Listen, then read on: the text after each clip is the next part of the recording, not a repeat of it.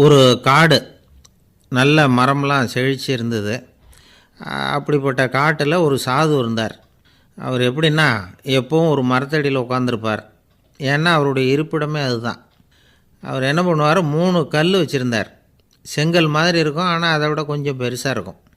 எதுக்கு அந்த 3 கல்லுன்னா, அதுதான் அவருடைய படுக்கை. அதாவது தூங்குறப்ப ஒரு கல்லை தலைக்கு கீழே வச்சுக்குவார், இன்னொரு கல்லை இடுப்புக்கு கீழே வச்சுக்குவார், இன்னொரு கல்லை காலுக்கு கீழே வச்சுக்குவார். உடம்பை வந்து அப்படியே ஒரு தகட்டால் மூடிக்குவார். அப்படியே தூங்கி போடுவார்.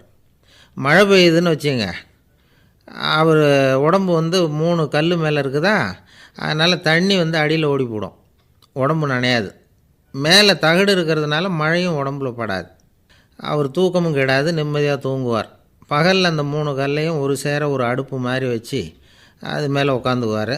அதனால் பாம்பு பூச்சி எதுவும் அவரை வந்து தொந்தரவு பண்ணுறதில்ல. அது பாட்டுக்கு நகர்ந்து போயிடும். அவர் பாட்டுக்கு நிம்மதியாக இருப்பார். யாராவது எதையாவது கொண்டுகிட்டு வந்து கொடுத்தா அதை வாங்கி சாப்பிடுவார், அவ்வளவுதான்.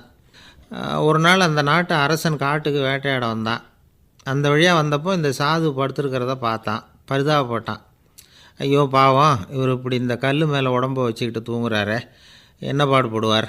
இவரை நாம் வந்து அரண்மனைக்கு அழைச்சிட்டு போய் சுகமாக நிம்மதியாக இருக்கிறதுக்கு வழி செஞ்சு கொடுப்போம், அது ரொம்ப நல்லாயிருக்கும் அப்படின்னு நினச்சான். அப்படி நினச்சிக்கிட்டே அரண்மனைக்கு வந்துட்டான். அதுக்கப்புறம் ஒரு பல்லக்கையும் 2 சேவகர்களையும் காட்டுக்கு அனுப்பி அந்த சாதுவை மெதுவாக இங்கே அழைச்சிட்டு வந்துடுங்க அப்படின்னு சொல்லி அனுப்பி வச்சான். இவங்க போய் அவர்கிட்ட விவரத்தை சொன்னாங்க. எனக்கு என்னத்துக்கு அரண்மனை வாசம் அப்படின்னார். இருந்தாலும் மன்னர் உத்தரவு, நீங்கள் அவசியம் வரணும் அப்படின்னாங்க இவங்க. சரின்னு சொல்லிவிட்டு வேறு வழி இல்லாமல் புறப்பட்டார். புறப்படும் பொழுது என்ன பண்ணார்னா, மறக்காமல் அந்த 3 கல் ஒரு தகடு அதையும் எடுத்து பல்லக்கில் வச்சுக்கிட்டார். என்னத்துக்கு இதையெல்லாம் எடுத்து வைக்கிறாரு அப்படின்னு சொல்லி அவங்க யோசனை பண்ணாங்க. இருந்தாலும் அதை பற்றி ஒன்றும் கேட்கல. பேசாமல் அவரை அழைச்சிட்டு போய் அரண்மனையில் விட்டுட்டாங்க. அரசன் ஓடி வந்தான், வரவேற்றான், அறுசுவை உணவு படைத்தான். அவர் படுக்கிறதுக்கு தங்க கட்டில், பட்டு மெத்தை, இப்படி எல்லாம் ஏற்பாடு பண்ணி வச்சான். இங்கே படுத்து ஓய்வு எடுத்துங்க அப்படின்னு சொல்லிவிட்டு அவன் பாட்டு போயிட்டான். மறுநாள் காலையில் வந்து பார்க்குறான், சாது படுத்துருக்கிறார். எப்படி தெரியுமா, அந்த பட்டு மெத்தை மேலே 3 கல்லையும் வச்சு வழக்கம் போலவே அது மேலே படுத்துருக்கிறார். அதுக்கு மேலே தகடு. அரசன் பார்த்துட்டு அதிர்ச்சி ஆகிட்டான்.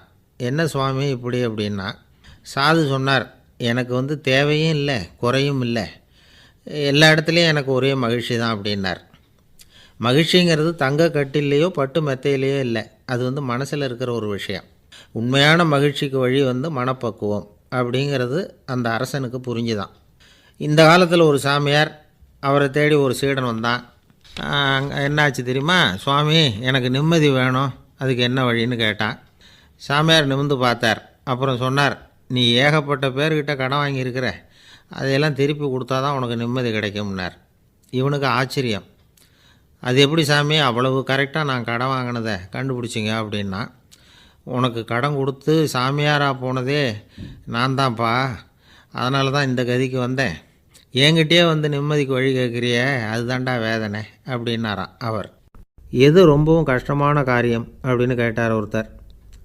ஒருத்தருக்கு ஒருத்தர் சண்டை போடாமல் இருக்கிறது தான் ரொம்ப கஷ்டமான காரியம் அப்படின்னு தோணுது. ஒரு நாட்டுக்கும் இன்னொரு நாட்டுக்கும் சண்டை, நாட்டுக்குள்ளேயே ஒரு குரூப்புக்கும் இன்னொரு குரூப்புக்கும் சண்டை. ஏன் சண்டை போட்டுக்கிறீங்கன்னு கேட்டு பாருங்கள். நாங்கள் சமாதானத்துக்காக தான் சண்டை போட்டுக்கிறோம் அப்படிம்பாங்க. வாழறதுக்காக பிறந்த மனுஷன் லட்சியத்துக்காக உயிரை விட தயார் அப்படின்னு சொல்லிகிட்டு இருப்பான். அப்படி உயிரை விடுறவங்கள நாமளும் பாராட்டுவோம். ஆனால் ஒன்றுமில்லாத விஷயங்களுக்கெல்லாம் சண்டை போடுறவங்களெல்லாம், அப்படிப்பட்டவங்களையும் சரி உயிரை விடுறவங்களையும் சரி என்னென்னு சொல்கிறது, யுத்தங்களாலேயும் சண்டைகளாலேயும் நாம் அடையிறது என்னங்கிறது ஒரு பக்கம் இருக்கட்டும், இழக்கிறது என்ன தெரியுமா, ஏராளமான உயிர்கள். ரத்தம் சிந்துறதுக்கு நான் தயார் அப்படின்னு மார்தட்டி சொல்லலாம். ஆனால் ரத்தம் சிந்தினா உயிர் காத்துக்கிட்டு இருக்க தயார் இல்லை. அதாவது உயிர் வந்து நமக்காக காத்துக்கிட்டு இருக்க தயார் இல்லை. இழக்கிற ரத்தத்தை ஈடுகட்டினா தான் உயிரை காப்பாற்ற முடியும். அதனால் இது சம்மந்தமாக ஆராய்ச்சி செய்கிற கட்டாயம் ஏற்பட்டு போச்சு. அதோட விளைவாக புதுசாக ஒன்றை கண்டுபிடிச்சிருக்கிறாங்க. அதுதான் செயற்கை ரத்தப்பொடி. இப்போ இந்த திடீர் சாம்பார் பொடி, திடீர் ரசப்பொடி, திடீர் காப்பி பொடி இப்படிலாம் சொல்கிறோம்ல, அது மாதிரி இது திடீர் ரத்தப்பொடி. இஸ்ரேல் வந்து ஒரு சின்ன நாடு, மக்கள் தொகை குறைச்சல், அதோட போர்கள் வேறு. அதனால் காயம்பட்டவங்களை காப்பாற்றியே தீர வேண்டிய கட்டாயம். காப்பாற்றணும்னா ரத்த இழப்பை தடுக்கணும். அப்படின்னா உடனடியாக புது ரத்தம் செலுத்தி ஆகணும். திடீர்னு ரத்தம் வேணும்னா எங்கே போகிறது? அதுவும் கிடைக்கிற ரத்தம் சேர்கிற குரூப்பாக இருக்கணும். ஒரு வேடிக்கை பார்த்தீங்களா, நான் வேறு குரூப்பு நீ வேறு குரூப்புன்னு இவன் சண்டை போடுறான். இதில் அடிபட்டவனுக்கு ரத்தம் கொடுக்க போனால் அதுலேயும் அது வேறு வேறு குரூப்பாக இருக்குது. அது ரத்தமும் வேறு வேறு குரூப்புன்னு சொல்லிகிட்டு இருக்குது. எந்த குரூப்பு ரத்தம் வேணும், அது உடனடியாக கிடைக்கலன்னா என்ன பண்ணுறது? இப்படிப்பட்ட கஷ்டம்லாம் நமக்கு வந்துடுது. இதுக்காக தான் விஞ்ஞானிகள் இந்த ரத்த பொடியை கண்டுபிடிச்சிருக்கிறாங்க. அதாவது ஒரு ஆள் அடிபட்டு போட்டான்னு வச்சுங்களேன், அவனுக்கு ரத்தம் கிடைக்கல. உடனே என்ன பண்ணலாம்? இந்த சுத்தப்படுத்தப்பட்ட தண்ணீரை கொஞ்சம் எடுத்துக்க வேண்டியது, அதில் இந்த ரத்த பொடியை கரைக்க வேண்டியது. இப்போ இந்த செயற்கை ரத்தம் வந்து தயாராகிட்டுது. இதை அந்த ஆள் உடம்புல ஏற்றி விட்ற வேண்டியது. இயற்கையாக நம்ம உடம்பில் இருக்கிற ரத்தம் என்னென்ன வேலை செய்யுதோ அதே வேலையை இதுவும் செய்யும். அதாவது ஆக்சிஜனை உடம்புல எல்லா இடத்துக்கும் எடுத்துகிட்டு போகுது. அந்த வேலையை இந்த செயற்கை ரத்தமும் செஞ்சுடுது. ஆனால் ஒரு விஷயம், இந்த செயற்கை ரத்தம் ஒரு அவசரத்துக்கு தான் உபயோகப்படுத்தலாம், ஒரு முதல் உதவி மாதிரி. அதை அப்படியே நிரந்தரமாக விட்டுற முடியாது. பின்னாடி வந்து தேவையான குரூப்பு உண்மையான ரத்தம் கிடைச்ச உடனே அதை செலுத்திக்கணும். உண்மையான ரத்தத்தை 20லேருந்து 40 நாள் வரைக்கும் தான் பாதுகாக்க முடியும். அதுவும் குளிர்பதன பெட்டியில். அதுக்குள்ளே உபயோகப்படுத்தலைன்னா அது வீணாக போயிடும். இந்த ரத்த பொடி அப்படி இல்லை, எவ்வளோ நாள் வேணும்னாலும் அப்படியே வச்சுருக்கலாம். குளிர்பதன பெட்டியும் தேவையில்லை. ஆனால் ஒன்று, இது தண்ணியில் கலந்து செயற்கை ரத்தமாக ஆக்கிவிட்டா அதோட வலு 72 மணி நேரம் தான். அதாவது 3 நாள். அதுக்குள்ளே அந்த ஆசாமியை எங்கேயாவது ஆஸ்பத்திரிக்கு தூக்கிட்டு போய் உண்மையான ரத்தத்தை கொடுத்துடணும். சண்டையில் அடிபடுறவங்க, சாலை விபத்தில் அடிபடுறவங்க, இவங்களுக்கெல்லாம் அவசரத்துக்கு கை கொடுத்து உதவுறது இந்த செயற்கை ரத்த பொடி. அதுக்கப்புறம் நாம் கொடுக்குற ரத்தம் தான் அவங்கள காப்பாற்றணும். இன்றைக்கி வந்து ரத்தத்தை தானமாக கொடுக்க தயாராக இருக்கிற நல்ல உள்ளங்கள் ஏராளம். எவ்வளவு ஆக்சிடெண்ட்டு, ஆப்ரேஷன், இதில் சம்மந்தப்பட்டவங்களை வந்து காப்பாற்றுறது நாம் தானமாக கொடுக்குற ரத்தம் தானே. ஒரு ஆக்சிடெண்ட்டு, ஒரு ஸ்கூட்டர் ஒரு ஆள் மேலே மோதி விட்டுது. பார்த்து வரக்கூடாதா அப்படின்னா அந்த ஆள், நீ தான் பார்த்து நடக்கணும், ஏன்னா 20 வருஷமாக நான் அந்த ஸ்கூட்டரை ஓட்டிகிட்டு இருக்கிறேன் அப்படின்னானா இவன். இதுக்கு அவன் சொன்னானா, நீ தான் பார்த்து ஓட்டணும், ஏன்னா 40 வருஷமாக நான் இப்படி நடந்துக்கிட்டு இருக்கிறேன் அப்படின்னானா. ஒரு ஊரில் ஒரு ராஜா இருந்தார். பெரிய அரண்மனையில் தான் இருக்கிறார். எல்லா வசதியும் இருந்தது. இருந்தாலும் அவர் எல்லாரும் சொல்கிறது எப்படி தெரியுமா, பிச்சைக்கார ராஜா. அப்படி ஒரு பேர் அவருக்கு நிலச்சி போச்சு. ஜனங்களும் சரி, மற்ற தேசங்களில் உள்ளவங்களும் சரி, அவர் அந்த பேர் சொல்லியே குறிப்பிடுறது வழக்கமாக போட்டுது. இது அவருக்கு ரொம்ப கவலையாக போச்சு. என்ன இது, நம்மளை தேடி வர்றவங்களுக்கெல்லாம் நாம் சோறு போடுறோம், நம்ம புகழ்ந்து பாடல் ஏற்றி கொண்டு வர்ற புலவர்களுக்கெல்லாம் அவங்க எப்படி வந்தாலும் ஒருவேளை சோறு போடணுங்கிறது உத்தரவு. இவ்வளவுலாம் செஞ்சும் நம்மளை போய் பிச்சைக்கார ராஜான்னு எல்லாரும் சொல்கிறாங்களே, அது ஏன், எதுக்காக இப்படி சொல்கிறாங்க? இதுதான் ராஜாவுக்கு குழப்பம். சரி, இதை பற்றி நம்ம அமைச்சர்கள்கிட்ட கேட்கலாமா அப்படின்னு யோசனை பண்ணார். இந்த விஷயத்தை போய் அவங்கக்கிட்ட எப்படி கேட்குறதுன்னு அவருக்கு தயக்கமாக இருந்தது. கௌரவ குறைச்சலாக தெரிஞ்சுது அவருக்கு. சரி, சாதாரண குடிமக்கள்கிட்ட இதை பற்றி கேட்கலாமா அப்படின்னு யோசனை பண்ணார். கேட்கலாம், ஆனால் அவங்க யாரும் ராஜா முன்னாடி வந்து நின்று தைரியமாக பேசக்கூடிய அளவுக்கு இல்லை. ராஜாவோட குழப்பம் நாளுக்கு நாள் அதிகமாக போச்சு. கடைசியாக அவர் ஒரு முடிவுக்கு வந்தார். அதாவது இதை பற்றி ஒரு பிச்சைக்காரங்கிட்டே கேட்டு பார்த்துட்டா என்ன. இதுதான் அவர் பண்ண முடிவு. உடனே மாறு வேஷம் போட்டுக்கிட்டு நகர்வலம் போனார். ஒரு பிச்சைக்காரனை கண்டுபிடிச்சார். இதை பாருப்பா, நம்ம ராஜாவை எல்லாரும் பிச்சைக்கார ராஜான்னே சொல்கிறாங்களே, அதுக்கு என்ன காரணமாக இருக்கும் அப்படின்னு கேட்டார். அதுக்கு அவன் சொல்கிறான், இதுக்கான பதிலை இன்னும் ஒரு 30 நாளில் சொல்கிறேன் அப்படின்னா. உடனே இவருக்கு சந்தோஷம். உண்மையை அவங்ககிட்ட சொன்னார். நான் வேறு யாரும் இல்லை, நான் தான் இந்த நாட்டு ராஜா. இப்போ நீ என் கூடவே வந்துடும், அரண்மனையிலேயே தங்கிக்கோ, 30 நாள் கழித்து எனக்கு பதில் சொல்லிவிட்டு அதுக்கப்புறமா நீ போகலாம் அப்படின்னு சொல்லி அழைச்சிட்டு வந்துட்டார். அரண்மனையில் ஒரு மூலையில் அவன் தங்கிறதுக்கு இடம் கொடுத்தார். தினம் 2 வேளையும் இவனுக்கு சோறு போடுங்க அப்படின்னு உத்தரவு போட்டார். ராஜா கொடுத்த இடத்துல போய் உக்காந்துக்கிட்டான் அந்த பிச்சைக்காரன். தினமும் அந்த அரண்மனையில் நடக்கிறதையெல்லாம் கவனிச்சிக்கிட்டு வந்தான். வேளைக்கு சாப்பாடு வரும், சாப்பிட்டுக்கிட்டு இருக்கான். இப்படி 30 நாள் முடிஞ்சுது. ராஜா வந்தார். என்ன, என்னோட கேள்விக்கு பதில் என்னன்னு கண்டுபிடிச்சிட்டியான்னார். கண்டுபிடிச்சிட்டேன்னா. என்ன எல்லாரும் பிச்சைக்கார ராஜான்னு சொல்கிறாங்களே, அது நியாயமாக படுதா உனக்குன்னு கேட்டார். நியாயமாக தான் படுது, சந்தேகம் இல்லாமல் நீங்கள் பிச்சைக்கார ராஜா தான். என்ன தான் நீங்கள் வசதியோடவும் படைபலத்தோடவும் இருந்தால் கூட நீங்கள் எங்கள் வர்க்கத்தை சேர்ந்த ஆசாமி தான் அப்படின்னு அடித்து சொல்லிவிட்டான் அந்த ஆள். ஏனால் அப்படி சொல்கிறேன்னு கேட்டார் இவர். அரசே, ஒரு உண்மையை கண்டுபிடிச்சி சொல்கிறதா நான் உங்ககிட்ட சொன்னேன். நீங்கள் ராஜ பரம்பரைன்னா உடனே உங்கள் கழுத்தில் கிடக்கிற முத்து மாலையை கழட்டி பரிசாக கொடுத்துருப்பீங்க, பொன்னையும் மணியையும் கொடுத்துருப்பீங்க. ஆனால் நீங்கள் அப்படி செய்யலை. என்னை ஒரு மூலையில் உட்கார வச்சு 2 வேளை சோறு போட சொன்னீங்க. உங்களை தேடி யார் வந்தாலும், யார் வந்து பாராட்டி பேசினாலும் அல்லது பிரச்சனைகளை சொன்னாலும் நீங்கள் செய்கிற ஒரே காரியம் சோறு போடுறது தான். பிச்சைக்காரனுக்கு சோறு மட்டும்தான் உலகம். உங்கள் விஷயத்திலையும் நீங்கள் அப்படி தான் நினைக்கிறதாக தெரியுது. நல்லா கவனிங்க. எந்த ஒரு பிரச்சனைக்கும் சோறு தான் முடிவுன்னு நினைக்கிறீங்க பாருங்கள். நீங்கள் சந்தேகமில்லாத எங்களை சேர்ந்த ஆள் தான் அப்படின்னு விட்டான் அந்த பிச்சைக்காரன். அதுக்கப்புறம் தான் அந்த ராஜா தன்னுடைய தவறுகளையெல்லாம் தேர்த்திக்கிட்டாராம். பசின்னு வர்றவங்களுக்கு சோறு தான் போடணும், அது தப்பு இல்லை. பாராட்ட வர்றவங்களுக்கெல்லாம் சோத்தையே போட்டு அனுப்புனா இப்படி தான் பேர் வரும். எனக்கு தெரிஞ்ச ஒருத்தர் தினமும் யாராவது ஒருத்தரை தன் வீட்டுக்கு அழைச்சிட்டு போவார், சாப்பாடு போட்டு அனுப்புவார். முன்னறிவிப்பு இல்லாமல் திடீர்னு ஒரு விருந்தாளியோட வீட்டில் போய் இவர் நிற்கிறது வழக்கம். அந்த அம்மாவும் இவருக்காக தயார் பண்ணி வச்சுருந்ததை இவர் அழைச்சிட்டு வந்திருக்கிற விருந்தாளிக்கு போட்டுருவாங்க. விருந்தாளி சாப்பிட்டுட்டு போனதுக்கப்புறம் இவர் மனைவிகிட்ட உனக்கு சிரமம் வேணாம் அப்படின்னு சொல்லிவிட்டு பக்கத்தில் உள்ள ஒரு ஹோட்டலுக்கு போய் காசு கொடுத்து சாப்பிட்டுட்டு வந்துடுவார். பல நாள் இப்படி நடக்கும். ஒரு நாள் அவரை தனியாக கூப்பிட்டுக்கிட்டு போய் ஏன் இப்படி பண்ணுறீங்கன்னு கேட்டோம். அதுக்கு அவர் சொல்கிறாரு, எங்கள் வீட்டு சாப்பாட்டிலேருந்து தப்பிக்கிறதுக்கு எனக்கு வேறு வழி எதுவும் தெரியல சார், அதனால தான் இப்படி பண்ணிகிட்ருக்கிறேன் அப்படின்னார் ரொம்ப பரிதாபமாக. ஒருத்தன் எப்படி நடந்துக்கிறாங்கிறத வச்சு தான் அந்த ஆள் எப்படிங்கிறத நாம் முடிவு பண்ணுறோம். ஆளுமைன்னு சொல்கிறோம்ல, அதுக்கு சூழ்நிலைகளை ஆளுகின்ற தன்மை அப்படின்னு விளக்கம் கொடுக்குறார் ஒரு உளவியல் நிபுணர். சரி, ஒரு மனிதனுடைய ஆளுமையை உருவாக்குகிற விஷயங்கள் என்னென்ன? பிறப்பு, வளர்க்கப்பட்ட விதம், படிப்பு, நண்பர்கள், சமுதாயம், இப்படி நிறைய உண்டு. ஆளுமையின் அடிப்படையில் சில மனநோய்கள் உண்டாகுது. அதெல்லாம் என்னென்னங்கிறத தெரிஞ்சு வச்சுக்கிட்டோம்னா நம்ம கூட இருக்கிறவங்கள அடையாளம் கண்டுபிடிக்கிறதுக்கு அது ரொம்ப உபயோகமாக இருக்கும். ஃப்ரெனாய்டு ஆளுமை அப்படின்னு ஒன்று. இந்த கோளாறு உள்ளவங்க எப்படி இருப்பாங்க தெரியுமா? அதிக உணர்ச்சி, சந்தேகம், பொறாமை இதெல்லாம் அதிகமாக இருக்கும். வளைஞ்சு கொடுக்க மாட்டாங்க. அடுத்தவங்களோட இணக்கமான உறவு இருக்காது. அவங்க செய்கிற தப்புக்கெல்லாம் அடுத்தவங்களை குறை சொல்லிகிட்டு இருப்பாங்க. இது ஒரு ரகம். அடுத்தது ஸ்கிசாய்டு ஆளுமை அப்படின்னு சொல்கிறாங்க. இந்த கோளாறு உள்ளவங்க அடுத்தவங்களோட பழக கூச்சப்படுவாங்க. சின்ன வயசுலேயே இது ஆரம்பமாயிடுது. பகல் கனவுலேயே சஞ்சரிப்பாங்க.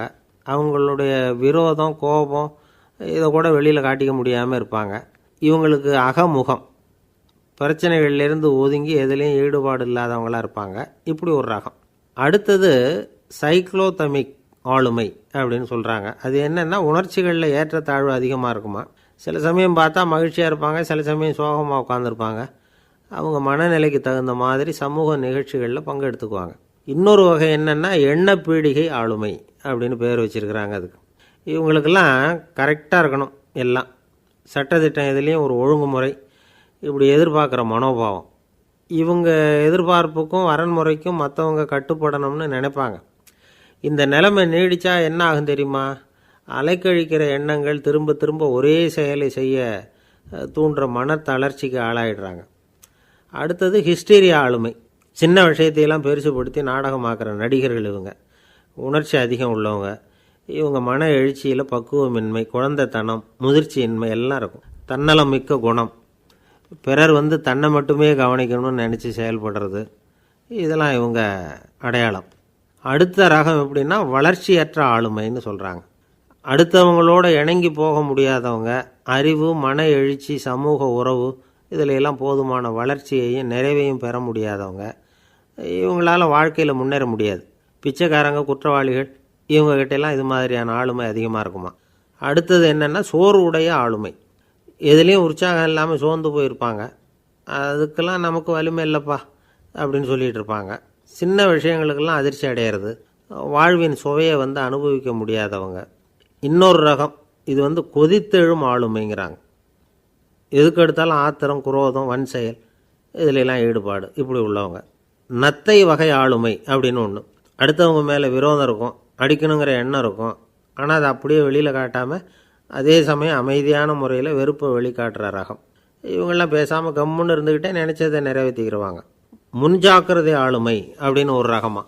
பாதுகாப்பின்மை, சந்தேகம், முழுமையின்மை, அறவேக்காட்டுத்தனம் இந்த மனப்போக்கு அதிகமாக இருக்கிறதுனால அகம்பாவம், பிடிவாதம், எச்சரிக்கை எல்லாம் அளவுக்கு மீறி இருக்கும். இதுவரைக்கும் நாம் பேசிக்கிட்டு இருந்த ஆளுமை பண்புகள் அளவுக்கு அதிகமாக போயிட்டுதுன்னா ஆளுமை கோளாறுகள் ஏற்படும். அதன் அடிப்படையில் மனவியாதிகள் வருமா.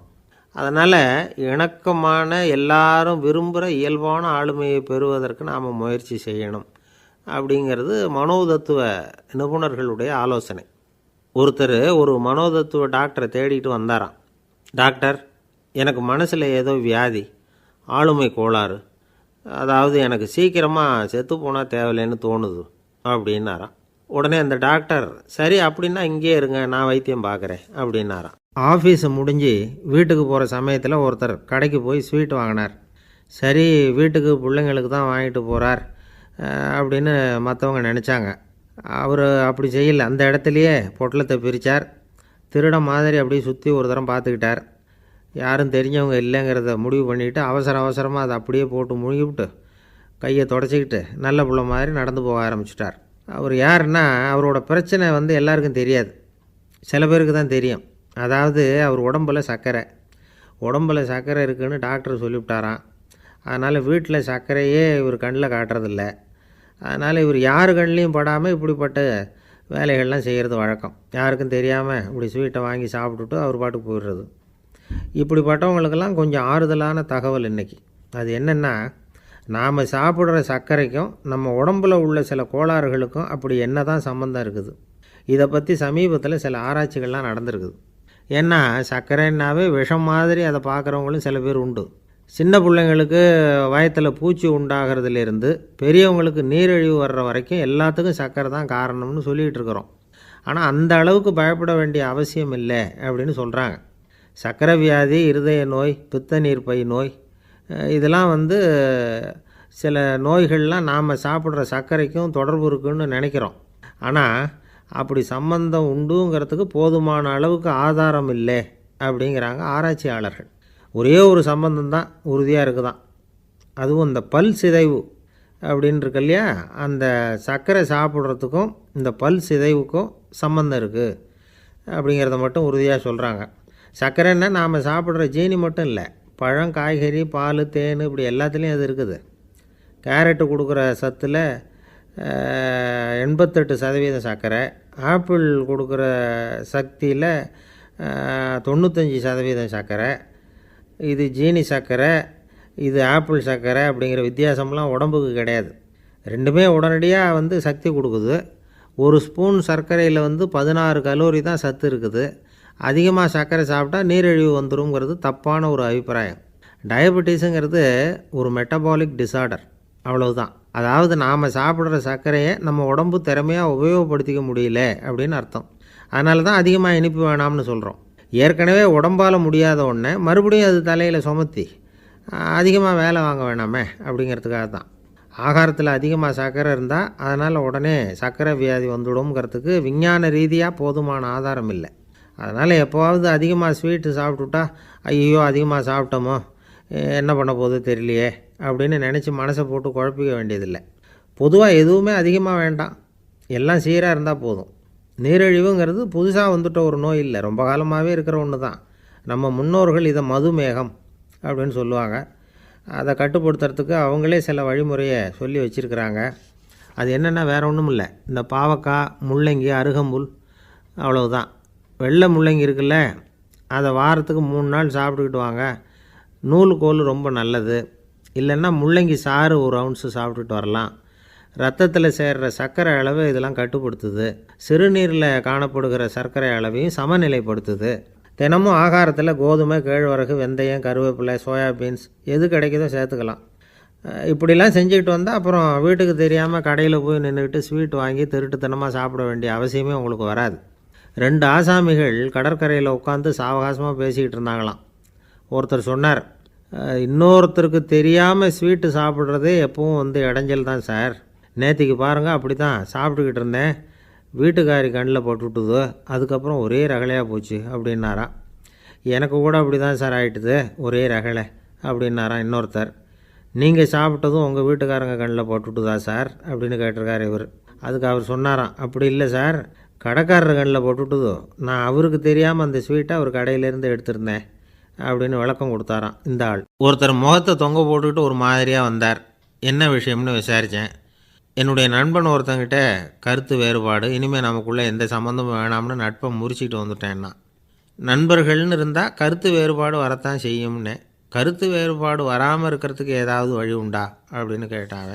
அதை பற்றி நிபுணர்கள் சில யோசனைகளை சொல்லியிருக்கிறாங்கன்னு. முதல் விஷயம் என்னென்னா, உங்கள் நண்பனுக்கு ஒரு செய்தி சொல்லணும்னா அதை நீங்களே நேரடியாக சொல்லுங்கள், அல்லது உங்கள் கைப்பட கடிதம் எழுதுங்க. அதாவது நேரடி தொடர்பு முக்கியம்.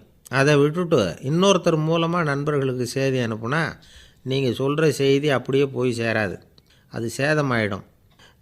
கூட்டி குறைச்சி சொல்லிவிடுவாங்க, அது குழப்பத்தில் கொண்டாந்து விட்டுரும். இது ஒரு யோசனை.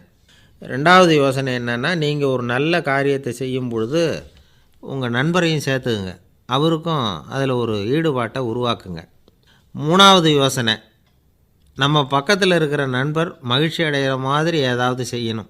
சின்ன சின்ன செயல்களாக இருந்தாலும் பரவாயில்ல, அவர் நமக்கு எதுவும் செய்யலையே, நாம் எதுக்கு செய்யணும் அப்படின்னு நினச்சிக்கிட்டு இருக்கக்கூடாது. நாலாவது யோசனை என்னென்னா, உங்களுக்கு ஒரு பிரச்சனையா அல்லது உங்கள் நண்பருக்கு ஒரு பிரச்சனையா, எதுவாக இருந்தாலும் 2 பேரும் சேர்ந்து உட்காந்து ஆலோசனை பண்ணுங்கள். நம்ம யோசனையும் கேட்கப்படுதே அப்படிங்கிற நினைப்பே அவருக்கு ஒரு மன நிறைவை உண்டாக்குமா. ஐந்தாவது யோசனை, உங்கள் நண்பர் ஏதோ ஒரு காரியத்தை செய்கிறார், நீங்கள் உடனே அவசரப்பட்டு நீ செய்கிறது தப்புன்னு தீர்ப்பு சொல்லக்கூடாது. அவர் அதை செய்கிறதுக்கான நியாயங்கள் எவ்வளோ இருக்கும், அதை புரிஞ்சுக்கிறதுக்கு முயற்சி பண்ணணும். ஆறாவது யோசனை, உங்கள் நண்பர் என்ன சொன்னாலும் அதை பொறுமையாக கேளுங்க. அவர் சொல்கிறத புரிஞ்சுக்கணும், அவர் சொல்ல விரும்புகிறத புரிஞ்சுக்கணும், அவர் சொல்ல முடியாமல் தவிக்கிறதையும் புரிஞ்சுக்கணும். இப்படி 3 விதமாகவும் அவரை புரிஞ்சுக்கிட்டு அதுக்கு தகுந்த மாதிரி செயல்படணும். ஏழாவது யோசனை என்னென்னா, உங்கள் நண்பர் உங்ககிட்ட ஏதோ ஒரு கருத்தை சொல்கிறார், அது உங்களுக்கு பிடிக்கல, அதுக்காக உடனே நீ சொல்கிறது சரியில்லை, நான் ஒத்துக்க மாட்டேன் அப்படின்லாம் மறுத்துக்கிட்டு இருக்கக்கூடாது. அவர் சொல்கிறத கேட்கணும், பொறுமையாக சிந்திக்கணும், அதுக்கப்புறம் பதில் சொல்லணும். இப்படிலாம் நடந்துக்கிட்டால் நண்பர்களுக்குள்ள கருத்து வேறுபாடு வர்றதுக்கு வாய்ப்பே இருக்காது அப்படின்னு வல்லுநர்கள் தொகுத்து சொல்லியிருக்கிறாங்க இந்த யோசனைகளை. எனக்கு தெரிஞ்ச சில நண்பர்கள் உண்டு, அவங்களுக்குள்ளேயும் கருத்து வேறுபாடுகள் வராமல் இருக்கிறதுக்கு சில நுட்பங்களை கையாளுறது உண்டு. ஒருத்தர் சொன்னார், அந்த டாக்டர் சின்ன வயசுலேருந்து என் கூட பழகினவர், நாங்கள் 2 பேரும் இணை பிரியாத நண்பர்கள். இருந்தாலும் எனக்கு உடம்பு சரியில்லைன்னா நான் அவர்கிட்ட வைத்தியம் பார்த்துக்க மாட்டேன் அப்படின்னார் ஒருத்தர். ஏன் அப்படின்னு கேட்டேன். எங்கள் நட்பு கெட்டு போடக்கூடாது இல்லையா, அதனால தான் அப்படின்னார் இவர். ஒரு மனுஷனுக்கு 3 விதத்தில் கர்வம் உண்டாகிறதுக்கு வாய்ப்பு உண்டு. பணம், பதவி, புகழ். பணம் அதிகமாக வந்தால் கர்வம் வரலாம், பதவி பெருசாக வந்துட்டுதுன்னா கர்வம் வரலாம், புகழ் அதிகமாக போனாலும் கர்வம் வரலாம். இந்த 3 வகையான கர்வத்துக்கும் இடம் கொடுக்காமல் இருக்கிறாங்க பாருங்கள், அவங்க தான் சிறந்த மனிதர்கள். ஒரு பெரிய பொறுப்பில் இருக்கிறவங்களுக்கு கர்வம் வந்துடக்கூடாது. அப்படி வந்துட்டுதுன்னா அது எல்லாருக்கும் இடைஞ்சல். ஒரு ராஜா இருந்தார். அவர் ஒரு நாள் தன்னுடைய தலைநகரத்தை சுற்றி வந்துக்கிட்டு இருந்தார். ஒரு இடத்துல ஒரு அழகான நிலத்தை பார்த்தார். ஆஹா, இந்த இடத்துல நமக்குன்னு ஒரு மாளிகையை கட்டினா எவ்வளோ நல்லாயிருக்கும் அப்படின்னு நினச்சார். ராஜா நினச்சா அது முடியாத காரியமா? சரி, இந்த நிலம் யாருக்கு சொந்தம்னு விசாரிங்க அப்படின்னார் பக்கத்தில் இருந்தவங்கக்கிட்ட. அவங்கெல்லாம் ஓடி போய் விசாரித்தாங்க. அந்த இடம் ஒரு வயசான கிழவிக்கு சொந்தம், வயசான அம்மாவுக்கு சொந்தமாக. அந்த அம்மா தான் அதில் ஒரு குடிசையை போட்டு குடியிருந்துகிட்டு இருக்கிறாங்க. சரி, அந்த நிலத்துக்கு ஒரு விலையை நிர்ணயம் பண்ணி அதை அந்த வயசான அம்மாக்கிட்ட கொடுத்துருங்கோ அப்படின்னு உத்தரவு போட்டார் ராஜா. ஆனால் அந்த அம்மா, இது எங்கள் பூர்வீக இடம், இதை விற்க மாட்டேன் அப்படின்னு சொல்லிவிட்டுது. சரி, 2 பங்கு விலை கொடுக்குறோம்னு சொல்லி பாருங்க அப்படின்னாங்க. அப்படியே சொன்னாங்க அரண்மனை ஆட்கள். அதுக்கும் சம்மதிக்கலை அந்த அம்மா. இதை கேள்விப்பட்டதும் ராஜாவுக்கு கோபம் வந்துட்டுது. தன்னுடைய ஆளுங்களை கூப்பிட்டார். போய் அந்த குடிசையை பிரித்து எறிங்க, காசெல்லாம் ஒன்றும் கொடுக்காதீங்க அப்படின்னு கத்தினார். அவ்வளோதான். அடுத்த நிமிஷம் அரண்மனை ஆசாமிகள் போனாங்க, குடிசையை பிரித்து எரிஞ்சாங்க. அந்த வயசான அம்மா இருக்குது, அதுவும் அந்த இடத்த விட்டு துரத்தி விட்டாங்க. அந்த இடத்துல ஒரு அரச மாளிகையை கட்டி முடிச்சிட்டாங்க. அந்த வயசான அம்மா பாவம், ராஜாவே இப்படி பண்ணால் யார்கிட்ட போய் முறையிட முடியும்? ஒரு ஞானி இருந்தார், அவர்கிட்ட போய் சொன்னாங்க. அவர் இவங்க சொன்னதை கேட்டு மனசில் வச்சுக்கிட்டார். ஒரு நாள் அந்த ராஜாவே இந்த ஞானியை கூப்பிட்டார். புதுசாக ஒரு மாளிகை கட்டியிருக்கிறேன், வந்து பாருங்கன்னு. சரின்னு சொல்லி இந்த பெரியவர் ஒரு நாள் அந்த மாளிகைக்கு போனார். சும்மா போகல, ஒரு கழுதையையும் ஓட்டிகிட்டு போனார். கொஞ்சம் சாக்குகள், வெத்து சாக்கு, அதையும் எடுத்து கழுதை முதுகில் போட்டு கழுதையை ஓட்டிகிட்டு போகிறார். ராஜா பார்த்தார். அவருக்கு இது ஆச்சரியமாக இருந்தது. என்ன இது, மாளிகைக்கு வந்துட்டு போங்கன்னு கூப்பிட்டா கழுதை சாக்கு இதெல்லாம் கொண்டு வராரே, ஒன்றும் புரியலையேன்னு நினச்சார். எதுக்காக இதெல்லாம்னு கேட்டார். அரசருடைய தோட்டத்திலேருந்து கொஞ்சம் மண் எடுத்துகிட்டு போகிறதுக்கு ஆசைப்பட்றேன், அதுக்கு நீங்கள் அனுமதி கொடுக்கணும் அப்படின்னாரு இவர். இது என்ன வேடிக்கையான கோரிக்கையாக இருக்குது அப்படின்னு நினச்சார் ராஜா. இருந்தாலும் மண் தானே கேட்குறாரு, எடுத்துகிட்டு போகட்டுமே அப்படின்னு நினச்சார். சரின்னு அனுமதி கொடுத்தார். அந்த பெரியவர் தோட்டத்துக்கு போனார், மண்ணை வெட்டினார், சாக்கில் போட்டு நிரப்புனார். ராஜாவை கொஞ்சம் கிட்ட வாங்கன்னு கூப்பிட்டார். இந்த மண் மூட்டையை தூக்கி கழுதையோட முதுகில் வைக்கணும், கொஞ்சம் உதவி பண்ணுங்கன்னார். ஓ பண்ணுறேனே அப்படின்னு சொல்லி ராஜா கிட்ட போனார். மூட்டையை தூக்கி பார்க்குறாரு, முடியல, திணறி போயிட்டார். இப்போ அந்த ஞானி பேசினாராம். அரசே, இந்த ஒரு சாக்கு மண்ணையே உங்களால் தூக்க முடியல, அந்த கிழவிகிட்ட இருந்து அந்த அக்கிரமமாக அபகரித்த இந்த தோட்டம் பூராவையும் சுமக்கணும்னு ஆசைப்படுறீங்களே, அது உங்களால் முடியுமா அப்படின்னு கேட்டாராம். ராஜா யோசனை பண்ண ஆரம்பித்தார். தன்னுடைய செயலுக்காக வருத்தப்பட்டாராம். அந்த வயசான அம்மாவை உடனடியாக வரவழைச்சார். தாயே, தப்பு பண்ணிட்டேன், என்னை மன்னிச்சுக்குங்க, இன்னையிலேருந்து இந்த மாளிகையும் தோட்டமும் உங்களுக்கு தான் சொந்தம் அப்படின்னு சொல்லிவிட்டாராம். போகிறப்ப இந்த உலகத்திலேருந்து எண்ணத்தை எடுத்துகிட்டு போக போகிறோம், அதனால் ரொம்பவும் அலட்டிக்க வேண்டியதில்லை, கர்வப்பட வேண்டியதில்லை அப்படிங்கிறது ஒரு பெரிய உபதேசம். ஒரு பெரிய மனுஷன் சாக கிடந்தார், ரொம்பவும் அழுதார். ஏன் அழறீங்க அப்படின்னு கேட்டாங்க சுற்றி இருந்தவங்க. நான் சாகிறதுக்காக கவலைப்படலை, நான் நம்ம ஜனங்களுக்காக எவ்வளவோ காரியம்லாம் செஞ்சுக்கிட்டு வந்தேன். நான் செஞ்சுக்கிட்டு வந்த சேவையை இனிமேல் யார் செய்ய போகிறாங்க, அது யாரால் முடியும், அதை நினச்சி தான் அழறேன் அப்படின்னாராம். ஒருத்தர் முன்னாடி வந்தார். அதுக்காக நீங்கள் கவலைப்படாதீங்க, உங்கள் சேவையை தொடர்ந்து செய்கிறதுக்கு என்ன மாதிரி இளைஞர் பட்டாலும் தயாராக இருக்குது, இருந்தாலும் எங்கள் கவலை என்னென்னா அப்படின்னு இழுத்தார். என்ன சொல்லுங்கன்னு கேட்டார் அவர். நீங்கள் இது வரைக்கும் என்ன சேவை செஞ்சுக்கிட்டு வந்தீங்க, அதுதான் எங்களுக்கு இன்னமும் புரியாத புதிராக இருக்குது அப்படின்னாராம் அவர். இந்த காலத்து புள்ள ஒருத்தன் தன்னோட அப்பாவை பார்த்து சொன்னான், அப்பா, நான் உனக்கு உதவி செய்யலாம்னு நினைக்கிறேன், என்ன உதவி செய்யணும்னு சொல்லு அப்படின்னா. நீ சும்மா இருந்தால் அதுவே எனக்கு செய்கிற பெரிய உதவிடா அப்படின்னார் அப்பா. சும்மா இருக்கிறதும் ஒரு உதவி தான், அது மாதிரி மௌனமும் ஒரு சமூக சேவை தான் அப்படிங்கிறார் காஞ்சி பெரியவர். நமக்கு 5 புலன்கள் இருக்குது, மெய், வாய், கண், மூக்கு, செவி. இந்த 5லேயும் அதிகப்படியான வேலை எதுக்குன்னு நினைக்கிறீங்க? வாய்க்கு தான். ஏன்னா அதுக்கு 2 வேலை. இப்போ கண்ணுக்கு பார்க்குறது மட்டும்தான் வேலை, காதுக்கு கேட்குறது மட்டும்தான் வேலை, மூக்குக்கு வாசனை அறியறது தான் வேலை, உடம்புக்கு உணர்றது மட்டும்தான் வேலை. ஆனால் வாய் அப்படி இல்லை, அதுக்கு 2 வேலை, சாப்பிட்றதும் அதுதான், பேசுகிறதும் அதுதான். அதாவது வாய் ஒன்று தான் கர்மேந்திரியமாகவும் இருக்குது, ஞானேந்திரியமாகவும் இருக்குது அப்படின்னு சொல்லுவாங்க. சாப்பாட்டில் உட்காந்தா எந்தெந்த ஆகாரம் என்னென்ன ருசின்னு அறிவிக்கிற வேலையும் செய்யுது. சபையில் உட்காந்தா பாடுறது, பேசுறது, சிரிக்கிறது, இது மாதிரியான வேலையும் செய்யுது. இன்னொரு வித்தியாசம், கண்ணு, காது, மூக்கெல்லாம் ஸ்ட்ரெயின் பண்ணிக்கிட்டு வேலை செய்கிறதில்ல. ஒரு ரோஜா பூ பார்த்தா உடனே மூக்கு அப்படியும் இப்படியும் அசைய ஆரம்பிக்கிறதில்ல. ஒரு சங்கீதத்தை கேட்ட உடனே காது ஆட ஆரம்பிக்காது. ஆனால் வாய் அப்படி இல்லை, அது பேசினாலும் சரி சாப்பிட்டாலும் சரி அசைஞ்சு தான் ஆகணும். ஆக மற்றதை விட வாய்க்கு வேலை ஜாஸ்தின்னு தெரியுது. சாப்பிட்றது, பேசுறது அப்படின்னு 2 காரியம் அதுக்கு. இப்படி 2 காரியம் இருக்கிறதுனால அது 2ஐயும் பாதியாக குறைச்சிக்கணுங்கிறது கடவுள் அபிப்பிராயமாக இருக்கணும் அப்படிங்கிறார் காஞ்சி பெரியவர். ஆனால் இப்போ நாம் அப்படியே நடந்துக்கிறோம், அதுக்கு நேர்மாறாக நடந்துக்கிறோம். நாம் சாப்பிட்றதும் அதிகம், பேசுகிறதும் அதிகம், 2 வேலையையும் தேவைக்கு அதிகமாகவே செய்கிறோம். வாய் தான் ரொம்ப ஓவர் ஒர்க்குடு. அதுக்கு ஓய்வு கொடுத்தா உடம்பும் நல்லாயிருக்கும், உலகமும் நல்லாயிருக்கும். மௌன விரதம் இருக்கிறதெல்லாம் எதுக்காக நினைக்கிறீங்க? இதுக்காக தான். இந்த காலத்தில் மௌனமாக இருக்கிறவங்கெல்லாம் மகத்தான தொண்டு செய்கிறாங்க அப்படின்னு தான் சொல்லணும். சத்தம் அதிகமாக போய் தான் சவுண்டு பொல்யூஷன் வருது. அது மட்டும் இல்லை, மௌனமாக இருந்தால் சண்டை சச்சரவே வராது. மௌனம் கலக நாஸ்தி. ஆக இதுவும் ஒரு சமூக சேவை தான். நமக்கு தான் வாய் இருக்குதேங்கிறதுக்காக வசமாக சாப்பிட்றதும் தப்பு, வளவளன்னு பேசுகிறதும் தப்பு. ஒரு கருத்தை சொல்கிறதுக்கு ஒரே ஒரு சொல்லு போதும் அப்படின்னு இருக்கும்பொழுது 2 சொற்களை செலவு பண்ணாதே. எவ்வளவு சொன்னாலும் அதனால் ஒரு பயனும் விளையாது அப்படின்னு தெரிய வருமேயானால் அந்த ஒரு சொல்லையும் விரயம் பண்ணாதே அப்படிங்கிறார் ஒரு அறிஞர். எல்லா குணங்கள்லேயும் மௌனம்தான் சிறந்தது அப்படிங்கிறார் ஒருத்தர். மௌனமாக இருக்கிறது மூலமாக மற்றவர்கள் குறைகளை நம்மால் தெரிஞ்சிக்க முடியும். அதே சமயத்தில் நம்மக்கிட்ட இருக்கிற குறைகளை மற்றவங்களுக்கு தெரியாமல் மறைச்சிக்கவும் முடியுங்கிறார் அவர். உண்மைதானே? ஒரு பெரிய மேடை பேச்சாளர், பொது வாழ்க்கையில் 25 வருஷ காலமாக ஈடுபட்டிருக்கிறவர். அவர் மனைவி ஒரு நாள் சொன்னாங்க, எங்கள் வீட்டுக்காரர் 25 வருஷ காலமாக பொது வாழ்வில் ஈடுபட்டிருந்தா கூட இந்த மாதம் 10ஆம் தேதியிலேருந்து தான் மக்களுக்கு சேவை செய்ய ஆரம்பிச்சிருக்கார் அப்படின்னு நாங்கள் ரொம்ப பெருமையாக. 10ஆம் தேதிக்கு அப்படி என்ன விசேஷம் அப்படின்னு கேட்டோம். அன்னையிலேருந்து தான் அவர் மேடையில் பேசுகிறத நிறுத்தினார் அப்படின்னாங்க அந்த அம்மா. ஒரு நண்பர் அவசரமாக என்கிட்ட ஓடி வந்தார். அப்புறம் சொன்னார், என்னால் நம்பவே முடியல சார், என் பையனை அப்படி அப்படின்னு சொல்லி ஆச்சரியப்பட்டார். உங்கள் பையன் அப்படி என்ன தான் செஞ்சுட்டான் அப்படின்னு கேட்டேன்.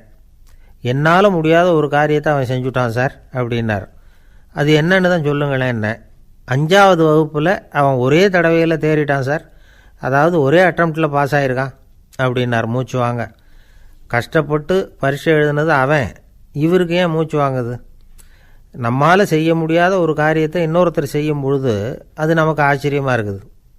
சர்க்கஸ் பார்க்குறோம், ஒருத்தர் அந்த இடத்துல தொங்குறார், அது நமக்கு ஆச்சரியம். ஏன்னா அது நம்மால் முடியாத காரியம். நம்மால் முடியாத ஒன்றை அடுத்தவர் எளிதாக செய்யும் பொழுது நாம் மருள்வது இயற்கை. இதை தான் தொல்காப்பியம் மருட்கை அப்படின்னு சொல்லுது. இந்த வியப்பு இருக்குதே, இது 4 வகையில் ஏற்படுறதாக தொல்காப்பியம் சொல்லுது. அது என்ன 4 வகை? முதல் வகை எப்படின்னா புதுமையான அரிய செயல்களை செய்கிறது. 2வது வகை என்னென்னா பெரும் செயல்களை செய்கிறது. 3வது வகை என்னென்னா மிக நுட்பமான செயல்களை செய்கிறது. 4வது வகை என்னென்னா ஆக்கம் தரும் செயல்களை செய்கிறது. புதுமை, பெருமை, சிறுமை, ஆக்கமோடு மதினம் சாலா மருட்கை 4 அப்படிங்கிறது தொல்காப்பியம். இன்றைக்கி விஞ்ஞானம் புதுசு புதுசாக எதையோ கண்டுபிடிக்குது. ஆரம்பத்தில் அது ஆச்சரியமாக இருக்குது, அப்புறம் அது நமக்கு பழகி போடுது. வானொலி பெட்டி புதுசாக வந்தப்போ ஒரு பெட்டி பேசுதுங்கிறது எவ்வளோ பெரிய ஆச்சரியம். இப்போ யாரும் அதை ஆச்சரியமாக பார்க்குறதில்ல. மதினம் சாலா மருட்கை அப்படின்னு ஒரு சொற்றொடர் வருது பாருங்கள், அதில் கருத்தாழம் உண்டு. எதை பற்றியும் போதுமான அளவு புரிந்து கொள்ளாத போது ஒருத்தர் ஆச்சரியப்படுறார். புரிந்து கொண்ட பிறகு ஆச்சரியம் மறைஞ்சு போடுது. மிக நுட்பமான செயல்களும் நம்ம ஆச்சரியப்பட வைக்கும். ஒரு அரிசியில் ஒரு திருக்குறள் எழுதி காட்டுறாங்க, ஒரு முட்டை ஓட்டுக்குள்ளே ஓவியம் தீட்டி காட்டுறாங்க. கருங்கல் சிற்பங்களில் எவ்வளவு நுட்பமான வேலைப்பாடுகளை எல்லாம் பார்த்து ஆச்சரியப்படுறோம். இது மாதிரி ஆக்கப்பூர்வமான அரிய செயல்களை செய்கிறது கூட வியப்பை உண்டு பண்ணும். குப்பை கூலங்களை கூட வாழ்க்கைக்கு பயன்படுகிற பொருளாக மாற்றுகிறவர்கள் இருக்காங்க. அவர்களுடைய செயல் வியப்பு அளிக்குது. இடைக்காட்டு சித்தர் பாடின 30 நூலில் வர்ற ஒரு பாடல், ஆற்றல் பிறர் அறிதலின் அகம் கிளர்வு உறுதலின் கற்று அறி பாணர் கழுமிய கோடலின் தோற்றம் உருகவே போற்றல் சால் வியப்பே. ஒருத்தருடைய ஆற்றல் தெரியாமல் இருந்தது, அவருடைய அரிய செயலை பார்க்கும் பொழுது வியப்பாக இருந்தது, மனசுக்குள்ளே கிளர்ச்சி. பாவலர்கள் இவர்களுடைய புகழை பாடி மற்றவர்களும் தெரிந்து கொள்ளுமாறு செய்கிறார்கள் அப்படிங்கிறது தான் ஒரு யதார்த்தமான உண்மை. ஆக எல்லா வகையிலும் மக்கள் தங்களுடைய வாழ்க்கையில் முன்னேறுவதற்கான வழிகாட்டுகிற ஒரு மெய்ப்பாடு தான் வியப்புங்கிறது. இந்த காலத்தில் நம்ம எப்படியெல்லாம் ஆச்சரியப்பட வைக்கிறாங்க. ஒரு ஆளை பிடிச்சி ஜெயிலில் கொண்டு வந்தாங்க. ஜெயில் அதிகாரி அவனை ரொம்ப ஆச்சரியமாக பார்த்தாரான். இவன் கேட்டான், ஏன் சார் அப்படி பார்க்குறீங்க, நான் இப்போ இங்கே வர்றது உங்களுக்கு ஆச்சரியமாக இருக்குதா அப்படின்னு கேட்டிருக்கான். இதுக்கு ஜெயில் அதிகாரி சொல்லியிருக்கார், நீ இப்போ இங்கே வந்ததில் எனக்கு ஒன்றும் ஆச்சரியம் இல்லைப்பா, ஏற்கனவே நீ இங்கேருந்து விடுதலையாகி போய் 6 மாதம் ஆச்சு, இவ்வளவு லேட்டாக வர்றியே அதுதான் எனக்கு ஆச்சரியமாக இருக்குது அப்படின்னாராம். ஒருத்தர் ஒரு தவறு செஞ்சு விட்றாருன்னு வச்சுக்கோங்க, உடனே நீ செஞ்சது தவறு அப்படின்னு சொல்கிறது ஒரு வகை. அதுக்கு பதிலாக எது சரின்னு அவர் புரிந்து கொள்ள உதவி செய்கிறது இன்னொரு வகை. இந்த 2வது வகை இருக்குது பாருங்கள், நிர்வாக இயலில் இது ரொம்ப முக்கியம். அலுவலகத்தில் வேலை பார்க்குற ஒருத்தர் முக்கியமாக தெரிஞ்சுக்க வேண்டியது என்ன தெரியுமா? சக ஊழியர்கள்கிட்ட எப்படி பழகணும், மேலதிகாரிகள்கிட்ட எப்படி பழகணும், தனக்கு கீழே வேலை செய்கிறவங்கக்கிட்ட எப்படி பழகணும், வாடிக்கையாளர்கள்கிட்ட எப்படி பழகணும், இவங்க எல்லார்கிட்டையும் செம்மையான உறவை ஏற்படுத்திக்கிறது எப்படி. இதையெல்லாம் சொல்லிக் கொடுக்குற பாடம் தான் இன்டர் பர்சனல் ஸ்கில், திறமையான உறவு அப்படிங்கிறது. எந்த வேலையில் இருந்தாலும் சரி, இந்த உறவுகளை வளர்க்கும் திறன் உள்ளவங்க சீக்கிரம் முன்னுக்கு வந்துடுறாங்க. மற்றவங்க கிட்ட உறவை பலப்படுத்திக்கிறது எப்படி அப்படின்னு தெரிஞ்சுக்கிட்டோம்னா எந்த ஒரு தடையையும் சுலபமாக தாண்டி செய்கிற தொழிலில் முன்னுக்கு வந்துடலாம். ஹார்வர்டு பல்கலைக்கழகத்தில் ஒரு கணக்கெடுப்பு பண்ணி பார்த்தாங்களாம். பார்க்குற வேலையில் எது மாதிரி குணாதிசயம் உள்ளவங்க வேகமாக முன்னுக்கு வர்றாங்க அப்படின்னு தெரிஞ்சுக்கிறதுக்காக இந்த கணக்கெடுப்பு. வெவ்வேறு துறையில் வேகமாக முன்னுக்கு வந்திருக்கிற பல பேரை சந்தித்து இந்த சர்வேயை நடத்தியிருக்கிறாங்க. அவங்க கண்டுபிடிச்சி சொல்லியிருக்கிற உண்மை என்ன தெரியுமா? ஒருத்தர் ஒரு வேலையில் இருந்தால் அது சம்பந்தப்பட்ட சப்ஜெக்ட் பற்றிய அறிவு 35% இருந்தால் போதுமா. ஆனால் உறவுகளை வளர்க்கக்கூடிய திறன், இன்டர் பர்சனல் ஸ்கில்லு 65% வேணும். இப்படி உள்ளவங்க சீக்கிரம் முன்னுக்கு வந்துடுறாங்களாம். அதனால் ஒருத்தருக்கு வேலை சரியாக புரியலைன்னா கூட விவரமாக மற்றவங்கக்கிட்ட பழகிறது எப்படின்னு புரிஞ்சால் போதும், அவர் முன்னுக்கு வந்துடலாம். அலுவலகங்களில் மட்டும் இல்லை, எல்லா இடங்கள்லேயும் இது ரொம்ப முக்கியம். வீட்டுக்குள்ளேயும் இது ரொம்ப முக்கியம், வீட்டுக்கு வெளியேயும் இது முக்கியம். அடுத்தவங்கக்கிட்ட பழகிறது எப்படிங்கிறத தெரிஞ்சிக்காதவன் வாழ்க்கையில் முன்னேற முடியாது. இன்றைக்கி ஆயுதங்களால் காயப்படுத்தி கொள்ளுகிறவர்களை விட வார்த்தைகளால் காயப்படுத்தி கொள்ளுகிறவர்கள் தான் அதிகம். பெரியவங்க என்ன சொல்கிறாங்க தெரியுமா? நீங்கள் இந்த பூமியில் பிறந்ததன் அர்த்தம் பூர்த்தியாகணும்னா அடுத்தவங்களுக்கு உதவி பண்ணுங்க. அடுத்தவங்களுக்கு உதவி செய்ய முடியாவிட்டால் கூட பரவாயில்லை, ஆனால் யாரையும் புண்படுத்தி விடாதீங்க அப்படின்னு சொல்கிறாங்க. எனக்கு தெரிஞ்ச ஒருத்தர் ஒரு அலுவலகத்தில் வேலை பார்க்குறார். அவர் சொல்லுவார், எனக்கு இந்த இன்டர் பர்சனல் ஸ்கில் ரொம்ப அதிகம் சார். சக ஊழியர்கள்கிட்ட ரொம்ப சுமூகமாக நடந்துக்குவேன். என் கூட வேலை பார்க்குற ஒருத்தருக்கு ஏதாவது ஒரு கஷ்டம்னா அந்த சமயத்தில் அவர் செய்ய வேண்டிய வேலையை நான் செஞ்சுருவேன் சார் அப்படிம்பார். நான் அவர்கிட்ட சமீபத்தில் அப்படி ஏதாவது செஞ்சுருக்கீங்களா அப்படின்னு கேட்டேன். செஞ்சுருக்கேன் சார். போன வாரம் புதன்கிழமை ஆஃபீஸில் என் பக்கத்து சீட்டுக்காரருக்கு வயிற்று வலி. உடனே நான் மெடிக்கல் லீவ் போட்டுவிட்டு எங்கள் வீட்டுக்கு போயிட்டேன் சார் அப்படின்னார். ஒரு அம்மா தெருவில் உட்காந்து என்னத்தையோ தேடிட்டு இருக்கிறாங்க. அந்த அம்மா ஒரு சுஃபி ஞானி. அவங்க பேர் என்னென்னா ரபியா அல் அடாவியா. அந்த அம்மாவுக்கு கண் கூட தெளிவாக தெரியாது.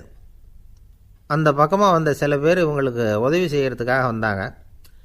என்ன தேடிகிட்டு இருக்கிறீங்க அப்படின்னு கேட்டாங்க. இதுக்கு அந்த அம்மா, அந்த கேள்வி அவ்வளோ முக்கியத்துவம் இல்லை, நான் தேடிகிட்டு இருக்கிறேன், உங்களால் முடிஞ்சால் எனக்கு உதவி பண்ணலாம் அப்படின்னாங்களாம். உதவி செய்ய வந்தவங்களுக்கு ஆச்சரியம். எதை தேடுறோங்கிறது தெரியாமல் இப்படி ஏன் நேரத்தை செலவழிக்கிறீங்க? நாங்கள் எப்படி உங்களுக்கு உதவ முடியும்? எங்களுக்கு ஒன்றும் புரியலையே அப்படின்ட்டுருக்காங்க. சரி, உங்களை திருப்தி பண்ணுறதுக்காக சொல்கிறேன்.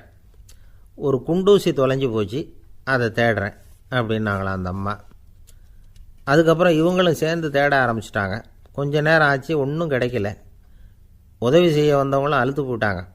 அப்புறம் கேட்டாங்க, இதை பாருங்கம்மா, இது ரொம்பவும் பெரிய தெரு, அகலமான தெரு. அதனால் குறிப்பாக நீங்கள் எந்த இடத்துல அந்த குண்டூசியை தொலைச்சிங்க அதை சொல்ல முடியுமான்னாங்களாம். இதுக்கு அந்த அம்மா, நீங்கள் மறுபடியும் அர்த்தமில்லாத கேள்வியை கேட்குறீங்க, உங்கள் கேள்விக்கும் நான் தேடுறதுக்கும் என்ன சம்மந்தம்னாங்களாம். இதை கேட்டதும் அவங்க ஒரு மாதிரி ஆகிட்டாங்க. என்னம்மா நீங்கள் பைத்தியம் மாதிரி பேசுகிறீங்க அப்படின்னாங்களாம். சரி, உங்களை மறுபடியும் திருப்திப்படுத்துறதுக்காக சொல்கிறேன். அதை நான் எங்கள் வீட்டில் தொலைச்சுட்டேன் அப்படின்னாங்களாம். அப்புறம் எதுக்காக இங்கே தேடிட்டு இருக்கிறீங்க அப்படின்னு கேட்டிருக்காங்க. ஏன்னா இங்கே தான் வெளிச்சம் அதிகமாக இருக்குது, அங்கே வீட்டுக்குள்ளே இருட்டாக இருக்குது, அதனால் இங்கே தேடுறேன். வெளிச்சம் உள்ள இடத்துல தானே தேட முடியும் அப்படின்னாங்களாம் அந்த ஞானி. இந்த கதைக்கு என்ன அர்த்தங்கிறத பெரியவங்க சொல்கிறாங்க. அதாவது இந்த தேடுதல்ங்கிறது ஒரு வியாதி. அது நம்ம சதா அலைய வைக்கும், பைத்தியமாக மாற்றுறதுக்கு முயற்சி பண்ணோம். ஒரு காலம் அது நிறைவு அடையவே அடையாது. வாழ்வுங்கிறது ஒரு புரிந்து கொள்ள முடியாத சதா இயங்கி கொண்டிருக்கிற ஒரு செயல். அதுக்கு ஆரம்பமும் இல்லை, முடிவும் கிடையாது. எதையோ தேடணும் அப்படிங்கிற உந்துதல் நமக்குள்ளே இருக்கும், ஆனால் குறிப்பாக எதை தேடிட்டு இருக்கிறோம் அப்படிங்கிறது புரியாது. அப்படி ஏதாவது ஒன்றை தேடி அடைஞ்சிட்றோம்னு வச்சுக்கோங்க, உடனே ஒரு அதிருப்தி வந்துடும். அதனால் வாழ்க்கைங்கிறது சலிப்பு நிறைந்தது அப்படிங்கிற எண்ணத்தை உண்டாக்கிக்கிறோம். ஒன்று அடைஞ்சதுக்கு அப்புறம் இன்னொன்று தேட ஆரம்பிச்சிருவோம். ஆக இந்த தேடல்ங்கிறது நாம் ஒன்று அடைஞ்சாலும் அடையாவிட்டாலும் தொடர்ந்து நடந்துக்கிட்டு தான் இருக்கும். இதுக்கு முடிவே கிடையாது. இந்த உண்மையை நாம் நல்லா புரிஞ்சுக்கணும் அப்படிங்கிறது பெரியவங்களுடைய கருத்து. ஏழையும் தேடுறான், பணக்காரனும் தேடுறான், நோயாளியும் தேடுறான், நோய் இல்லாதவனும் தேடுறான், அதிகாரம் உள்ளவனும் தேடுறான், அதிகாரம் இல்லாதவனும் தேடுறான், முட்டாளும் தேடுறான், அறிவாளியும் தேடுறான். ஆனால் யாரும் இதை தான் தேடி சாதிக்க போகிறோம், இதுதான் முடிவு அப்படின்னு திட்டவட்டமாக சொன்னதில்லை. ஒன்று அடைஞ்சதும் இன்னொன்று தேட ஆரம்பிச்சிடுறாங்க, அவ்வளோதான். அதாவது உங்களின் தேடுபவர் உங்கள் உள்ளேதான் இருக்கிறார், அவரை தேடி கண்டுபிடியுங்கள். இதுதான் ஞானிகள் நமக்கு சொல்லுகிற ஒரு ஆலோசனை. நம்மால் ஒருத்தன் ஜெயிலில் இருந்தான். இன்னொரு கைதி அவனை பார்த்து கேட்டான், ஏன்பா உன்னை பார்க்குறதுக்கு வெளியிலேருந்து யாருமே இங்கே வர்றது இல்லையே, உனக்கு சொந்தக்காரங்களே கிடையாதா அப்படின்னு கேட்டானா. ஏன் இல்லை, எனக்கு சொந்தக்காரங்க நிறைய பேர் உண்டு, அவங்க என்னை பார்க்க வராததுக்கு காரணம் வேற அப்படின்ட்டுருக்கான் இவன். என்ன காரணம்னு கேட்டான் அவன். அதுக்கு இவன் சொன்னானா, அதுக்கு என்ன காரணம்னா அவங்க எல்லாரும் இங்கே உள்ளேயே இருக்கிறாங்க அப்படின்னானா. ஒரு சீன தேசத்து அரசர் இருந்தார். அவருக்கு வயசாயிட்டுது. அவருக்கு அடுத்தபடியாக அவருடைய புள்ள பட்டத்துக்கு வரணும், ஆட்சி பொறுப்பை ஏற்றுக்கணும். ஒரு நல்ல தலைவனுக்கு இருக்க வேண்டிய பண்புகள்லாம் தன்னுடைய மகனுக்கு இருக்கணும்னு விரும்பினார் அந்த அரசர். அதனால் இளவரசனை பக்கத்தில் இருந்த ஒரு குரு கிட்ட அனுப்புனார். இளவரசன் அவர்கிட்ட போய் சேர்ந்தான். அந்த குரு என்ன பண்ணார் தெரியுமா, இவனை பார்த்து சொன்னார், இதை பாருப்பா, நீ என்ன பண்ணுற, இப்போவே பக்கத்தில் இருக்கிற காட்டுக்கு போ, நடுக்காட்டில் போய் ஒரு இடத்துல உட்காந்துக்கோ, அங்கே என்னென்ன சத்தம்லாம் உன் காதில் விழுதுன்னு கவனித்து கேளு, உன் காதில் விழுந்த ஓசைகள் என்னென்னங்கிறத என்கிட்ட வந்து சொல்லு, அதுதான் எனக்கு தெரியணும், உனக்கு வேலையும் அதுதான் அப்படின்னு சொல்லி அனுப்பி வச்சுட்டார். இளவரசன் காட்டுக்கு போனான். குரு சொன்னபடியே ஒரு இடத்துல உட்காந்து கவனித்து கேட்டான். அதுக்கப்புறம் குருக்கிட்ட திரும்பி வந்தான். என்னென்ன சத்தம்லாம் கேட்ட அப்படின்னு கேட்டார் குரு.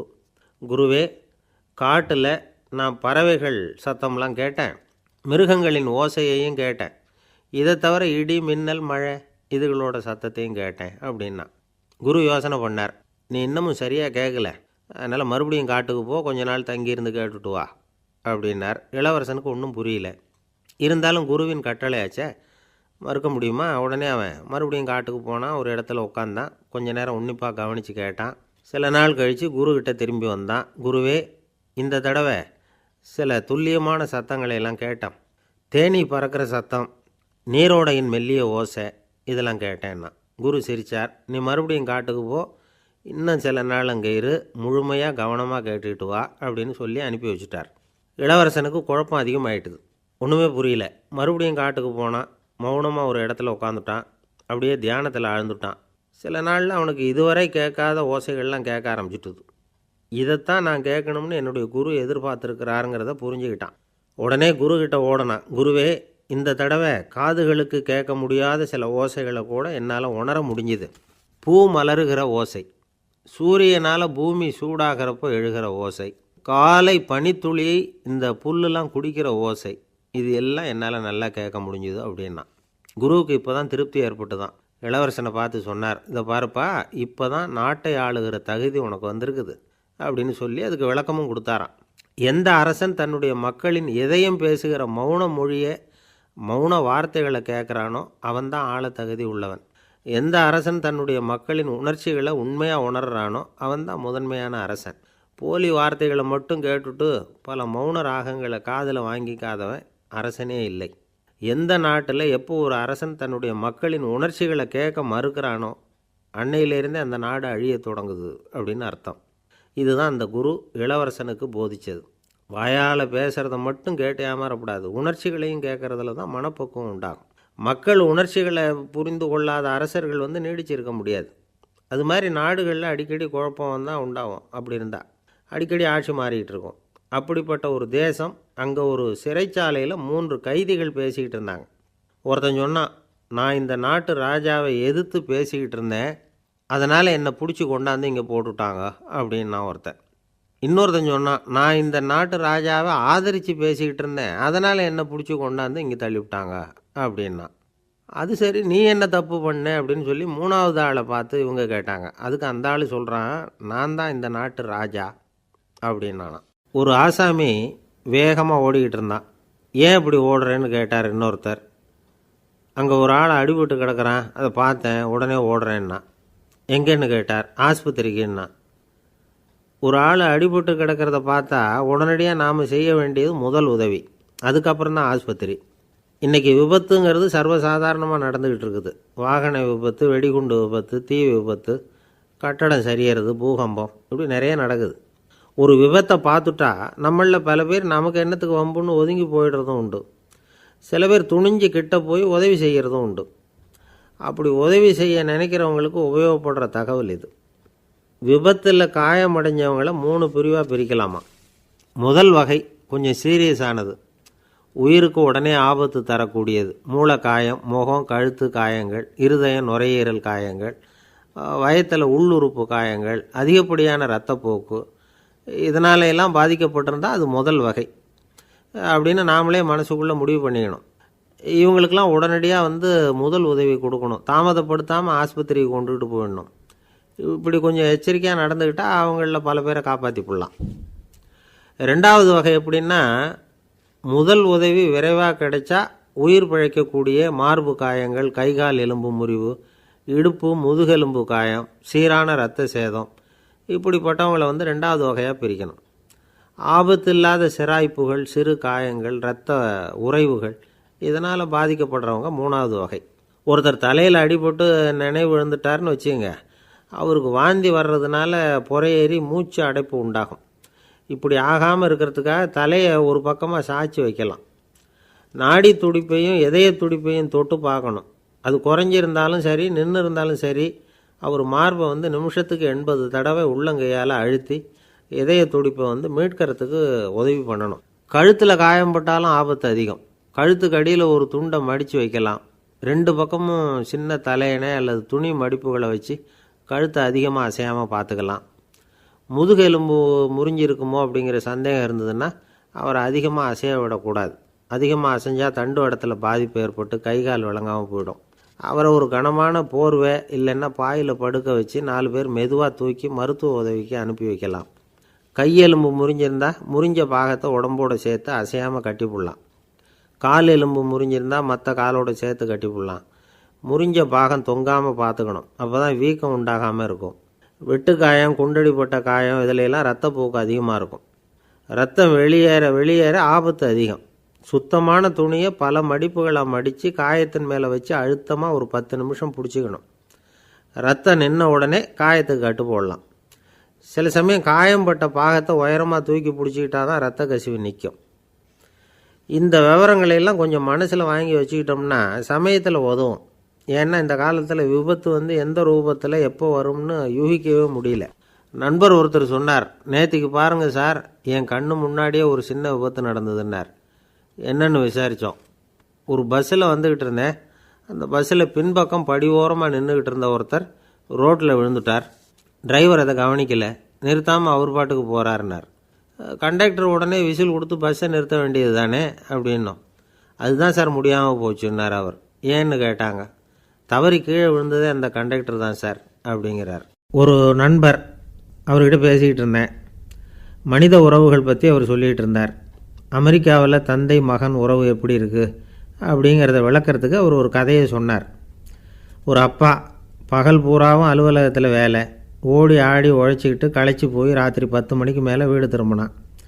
வீட்டு வாசலில் அவரோட மகன் காத்துக்கிட்டு இருக்கிறான். இன்னமும் தூங்கலை.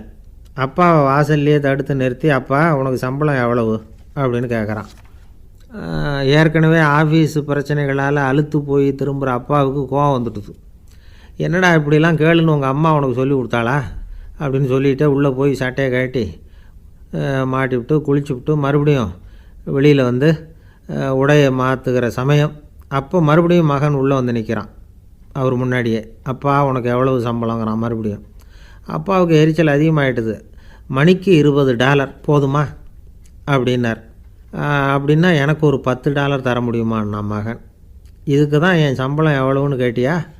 2ஆம் வகுப்பு படிக்கிற உனக்கு எதுக்குடா $10 அப்படின்னு கத்திவிட்டு தொலைக்காட்சி பெட்டியின் முன்னாடி போய் உட்காந்துக்கிட்டு ஏதோ நிகழ்ச்சியை பார்க்க ஆரம்பிச்சிட்டார். கொஞ்ச நேரம் கழித்து மறுபடியும் மகன் நிற்கிறான். அப்பா ப்ளீஸ் எனக்கு ஒரு $10 கொடுக்க முடியுமா? மகனுடைய கண்களில் கண்ணீர். என்னடா அவன் கண்ணீரை காட்டி காரியம் சாதிக்கலாம்னு பார்க்குறியா? ஒரு காசு கூட கொடுக்க மாட்டான் போ அப்படின்னு விரட்டி விட்டான். மகன் கண்ணீரை தொடச்சிக்கிட்டே கண்ணை தொடச்சிக்கிட்டு பேசாமல் போய் படுத்துக்கிட்டானான்.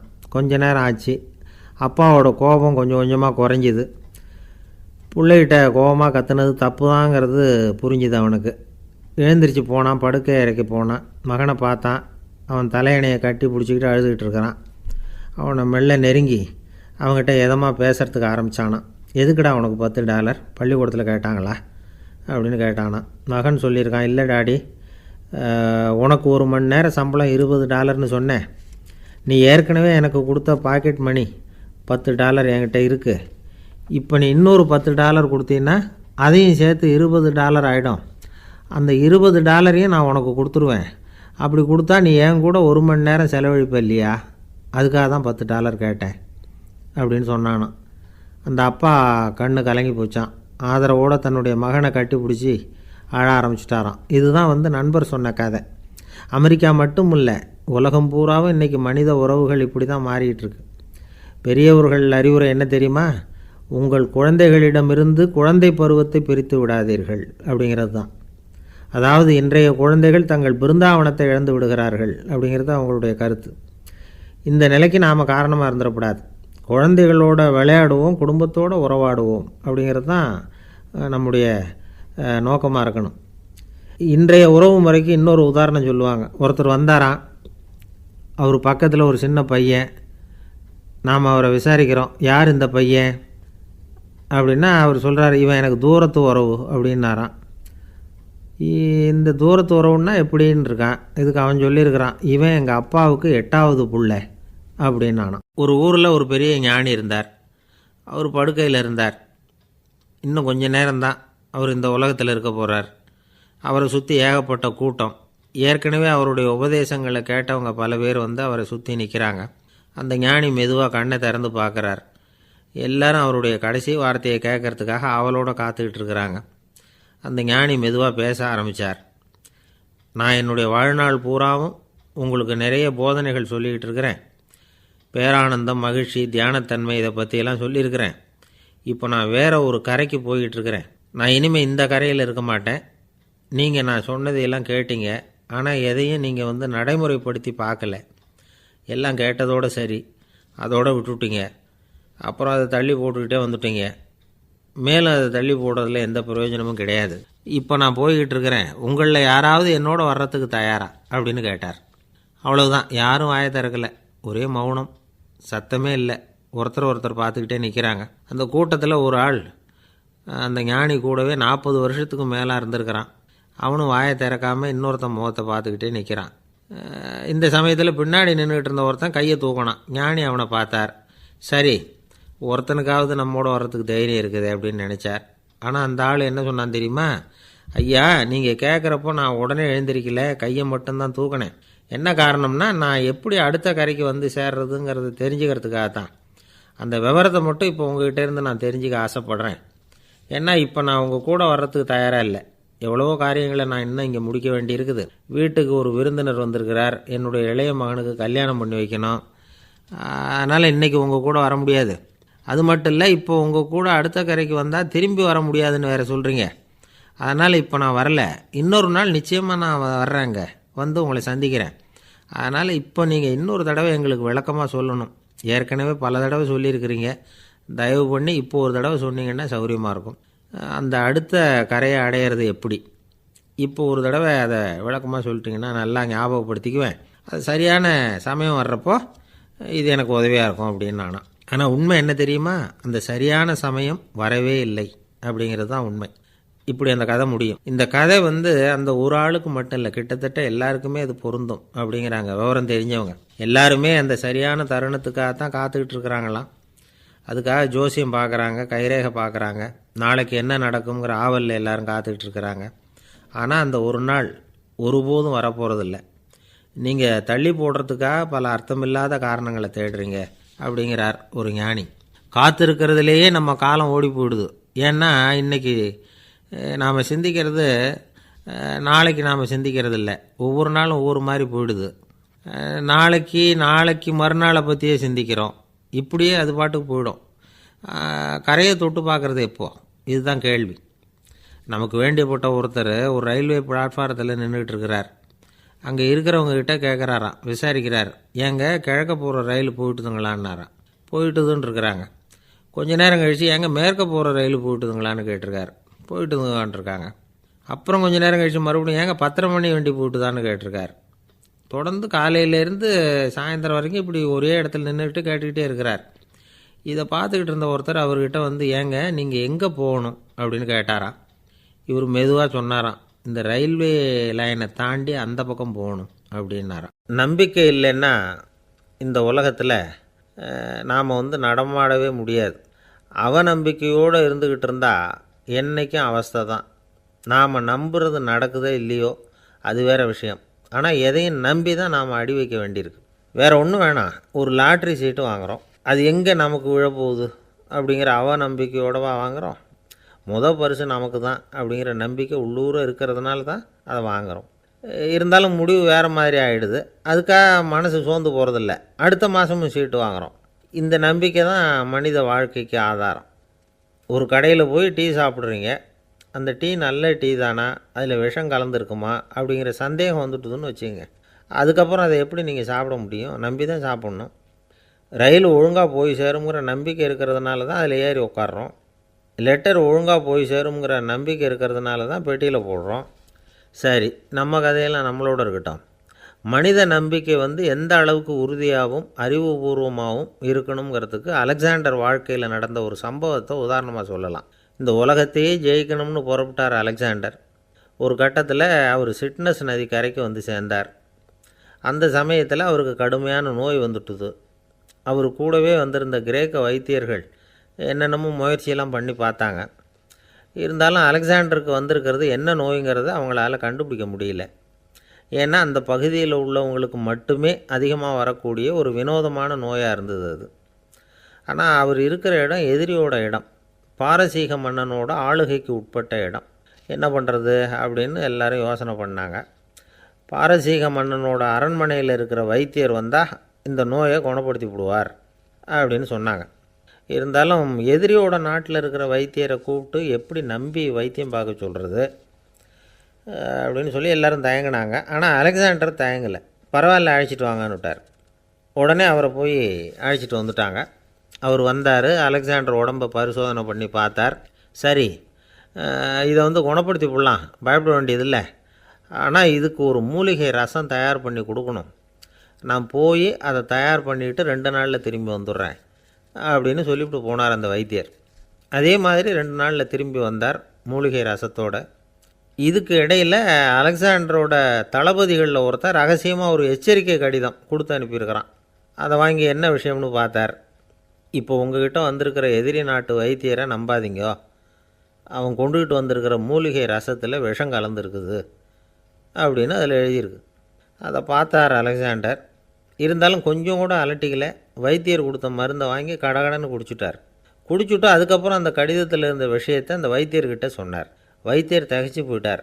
தன் மேலே அலெக்சாண்டர் வச்சுருக்கிற நம்பிக்கையை பார்த்து அவருக்கு ரொம்ப வியப்பு. வைத்தியர் உண்மையிலேயே நல்ல மருந்து தான் கொண்டுகிட்டு கொடுத்துருக்கிறார், அதில் விஷம்லாம் எதுவும் கலக்கலை. அதுக்கப்புறம் அலெக்சாண்டர் அந்த வைத்தியரை பார்த்து சொன்னாராம், நம்பிக்கைங்கிற அச்சாணியை ஆதாரமாக வச்சுக்கிட்டு தான் இந்த உலகம் சுற்றிக்கிட்டு இருக்குது. எனக்கு எதிரியாக இருந்தாலும் பாரசீக மன்னர் ரொம்ப பெரியவர். அப்பேற்பட்ட மன்னருடைய அரண்மனை வைத்தியர் தொழில் நேர்மை இல்லாதவராக இருக்க மாட்டார். அப்படி இருந்தால் அவரை அரண்மனை வைத்தியராக வச்சிருக்கவே மாட்டாங்க அப்படின்னு நம்பினேன். என்னுடைய நம்பிக்கை வீண் போகலை அப்படின்னாராம். இதுதான் மானுட நம்பிக்கைங்கிறது. இந்த காலத்துலேயும் இது மாதிரி இந்த மானுட நம்பிக்கையை ரொம்பவும் சாமர்த்தியமாக கையாளுகிற கெட்டிக்காரங்க சில பேர் இருக்கிறாங்க. இந்த காலத்து குரு, அவருக்கு ஒரு சிஷ்யன். குரு முன்னாடி அந்த சிஷ்யன் ரொம்ப பணிவாக நின்று, குருவே, உங்கள் கையால் விஷத்தை கொடுத்தாலும் அதை வாங்கி மடமடன்னு குடிச்சிருவேன் அப்படின்னா. உன்னுடைய குரு பக்தியை மெச்சினேன் அப்படின்னார் குரு. அதுக்கு அந்த சிஷ்யன், அப்படி இல்லை குருவே, உங்கள்கிட்ட சிஷ்யனாக இருக்கிறத விட உங்கள் கையால் விஷத்தை வாங்கி குடிச்சு விட்றது ரொம்ப நல்லது, அதனால தான் அப்படி சொன்னேன் அப்படின்னா. ஒரு தீக்குச்சி தீப்பெட்டியை பார்த்து கேட்டுதான், நாம் 2 பேரும் தானே உரசிக்கிறோம், ஆனால் நான் மட்டும் தீ பிடிச்சி எரிஞ்சு போகிறேன், நீ அப்படியே இருக்கிறியே அப்படின்னு தான். அதுக்கு தீப்பெட்டி சொல்லியிருக்குது, உனக்கு தலையில் கணம் இருக்குது அதனால் அழிஞ்சு போகிற அப்படின்னு தான். எப்படி இருக்கு பாருங்கள் இந்த பதில். தலையில் கணம் உள்ளவங்க யாருமே சரியாக இருக்க முடியாது. எவ்வளவு பெரியவங்களாக இருந்தாலும் சரி, ரொம்ப கஷ்டம்தான் அது. கர்வம்ங்கிறது கூடவே கூடாது. இதை விளக்கறதுக்கு மகான் ஒருத்தர் ஒரு சம்பவத்தை சொல்கிறார். அர்ஜுனன் தீர்த்த யாத்திரை பண்ணானா.